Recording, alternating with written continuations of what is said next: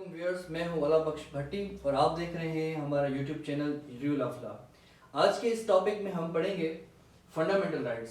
Fundamental rights जानने से पहले हमारे लिए ये ज़रूरी है कि हम आप ये जान लें कि फंडामेंटल राइट्स और ह्यूमन राइट्स में क्या डिफरेंट है। फंडामेंटल राइट्स जिसको हम उर्दू में बुनियादी हुकूक कहते हैं और ह्यूमन राइट्स जिसको हम इंसानी हुकूक कहते हैं।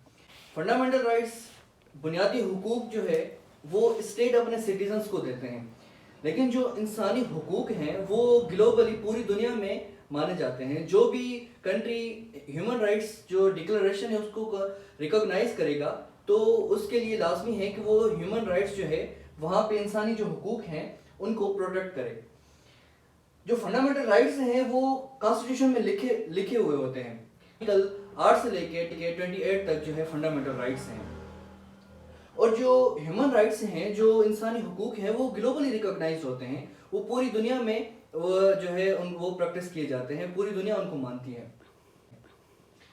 उसके बाद जो फंडामेंटल राइट्स हैं वो नॉर्मल लाइफ से रिलेटेड हैं, लेकिन जो ह्यूमन राइट्स हैं जो इंसानी हुकूक हैं लाइफ से रिलेटेड होते हैं। किसी भी स्टेट में जो फंडामेंटल राइट्स होते हैं वो उस स्टेट में जो भी उनके जो रहने वाले होते हैं उनके जो हुकूक होते हैं वो स्टेट की जिम्मेदारी है कि उनको वो प्रोटेक्ट करे।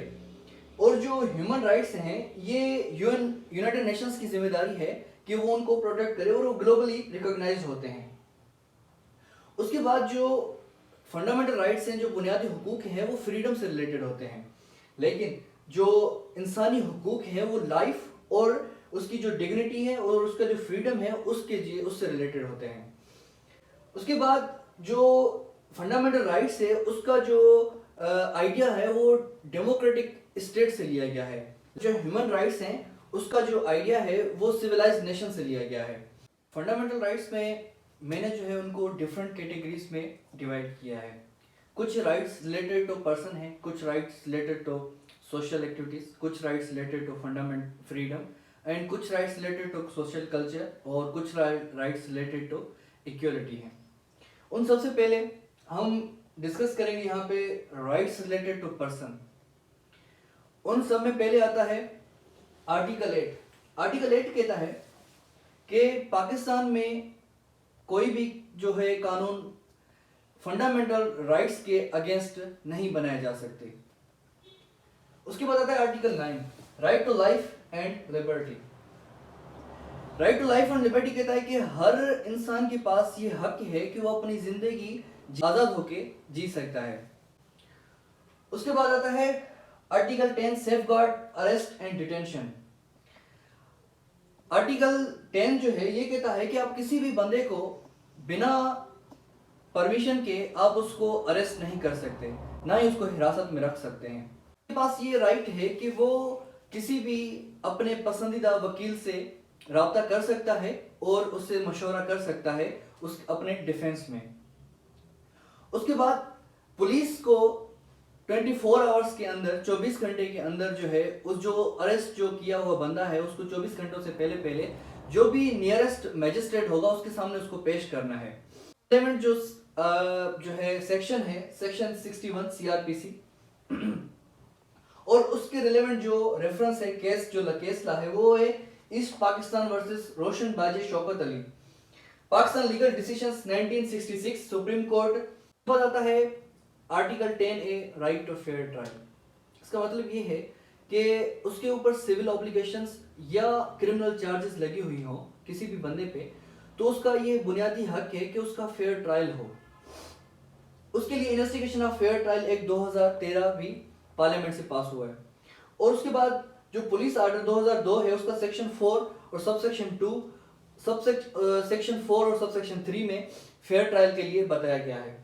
उसके लिए एक मशहूर जो आपको रेफरेंस दूंगा suo motu case number 4 of 2010 Yousuf Raza Gilani, उसका जो कंटेम्प्ट ऑफ कोर्ट उस पर चार्जेस लगी थी। उसके बाद आता है article 12, protection against retrospective punishment. Retrospective punishments का मतलब ये है कि जो भी उसकी प्रीवियस पनिशमेंट्स हो, लाइक अगर कोई किसी बंदे के ऊपर पहले से कोई चार्जेस हैं और उसको कोर्ट ने उसको सजा सुना दी है और उसके बाद दूसरा लॉ पास होता है اور اس میں اس جو وہ جو افینس جو پہلے جو اس نے کیا ہے اس افینس کے لیے دوسری کوئی سزا مقرر کی گئی ہے تو اس بندے کے لیے جو دوسری سزا مقرر کی وہ اپلیکیبل نہیں ہے. اس بندے کو وہی سزا ملے گی جو وہ پہلی سزا مقرر ہوئی تھی. بندے کو کوئی بھی اس سزا سے زیادہ سزا نہیں دے سکتا.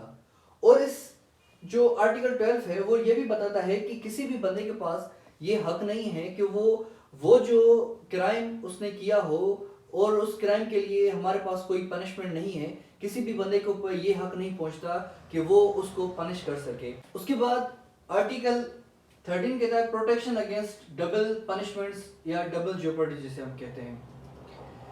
اس کا مطلب یہ ہے کہ کسی بھی انسان کو ایک ہی آفینس کے لیے 2 بار پنشمنٹ نہیں دے سکتے.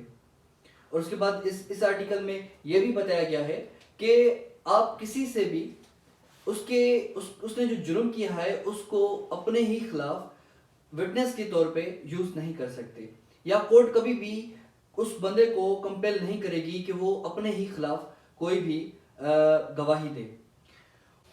اس کے بعد جو پولیس ہے اس کے سامنے اس نے کوئی بھی کنفیشن کیا ہے تو ان دا آئی آف لا اس کی کوئی بھی ویلیو نہیں ہے. اس سے جو ریلیونٹ سیکشن ہے سیکشن 403 سی آر پی سی اور اس کے بعد سیکشن 15 آف قانون شہادت آرڈیننس. اس کے بعد آتا ہے rights related to equality. Equality سے ریلیٹڈ جو بھی رائٹس ہیں ہم وہ ڈسکس کریں گے. ہے آرٹیکل 14 انوائلیبلٹی آف ڈگنیٹی آف مین.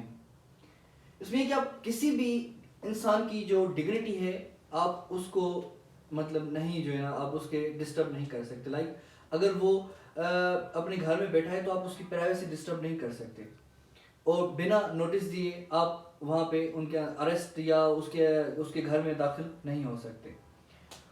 اور اس میں یہ بھی ہے کہ آپ اس سے زبردستی کسی بھی جو ایویڈنس ہے اس کو ایکسٹریکٹ نہیں کر سکتے. آپ اسے زبردستی کوئی بھی ایویڈنس جو ہے نا نہیں لے سکتے, نہ ہی کچھ اسے اگلوا سکتے ہیں.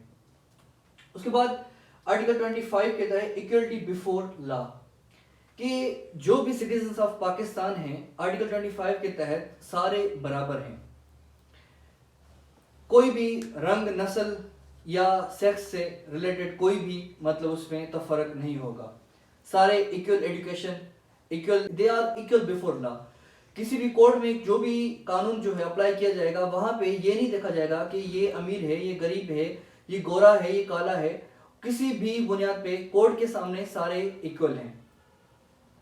اس کے لیے جو ریفرنس ہے government of Balochistan versus Azizullah Memon, Pakistan legal decisions 1993 supreme court order number 341. اس کے بعد آتا ہے article 25A free and compulsory education 5 to 16. Article 25A کہتا ہے کہ جو بھی سٹیزن آف پاکستان ہیں اس کی جو ایج ہے فرام 5 to 16 5 سے لے کے 16 سال کی عمر تک اس کو فری ایجوکیشن دی جائے گی. اس کے بعد رائٹس ریلیٹڈ ٹو ایکویلٹی میں آتا ہے article 26 no discrimination in respect of public access to public places. اس کا مطلب یہ ہے کہ جو بھی سٹیزنز آف پاکستان ہیں جو پبلک پلیسز ہیں, چاہے وہ سینما ہو, چاہے کوئی ہال ہو, چاہے پبلک لائبریری ہو, آپ کا پبلک پارکس ہوں, ریزارٹس ہوں, اس میں ان کے پاس کوئی ڈسکریمنیشن نہیں ہے کہ وہ وہاں پہ نہیں جا سکتے. وہ آرام سے وہاں پہ جا سکتے ہیں, وہاں پہ کوئی ڈسکریمنیشن نہیں ہوگی. لیکن ان میں صرف ایک ایکسیپشن ہے, وہ places reserved for women and children. جو بھی خواتین اور جو بچوں کی جو پلیسز ریزروڈ ہیں وہ ان میں نہیں جا سکتے. آرٹیکل 27 کہتا ہے safeguard against discrimination in services, کہ پاکستان کی جو بھی سروسز ہیں جو بھی سول سروسز ہیں اگر ان میں کوئی بھی بندہ پی ایم ایس ہو, سی ایس ایس ہو یا ایف پی ایس سی کا کوئی بھی امتحان اگر کوئی بھی پاکستانی باشندہ پاس کرتا ہے تو اس کی سروسز سے ریلیٹڈ کوئی بھی ڈسکریمنیشن نہیں ہوگی کہ وہ آیا سندھ سے ہے, آیا پنجاب سے ہے, آیا کے پی سے ہے, یا کشمیر سے یا گلگت سے ہے. تو کوئی بھی ڈسکریمنیشن نہیں ہوگی علاقے کی بنیاد پہ, نہ ہی اس کی ریس کی بنیاد اور نہ ہی اس کی میل یا فیمیل کی بنیاد پہ, سیکس پہ, نہ ہی اس کی کاسٹ پہ, نہ ہی اس کی کلر کی بنیاد پہ ان میں کوئی بھی ڈسکریمنیشن نہیں ہوگی.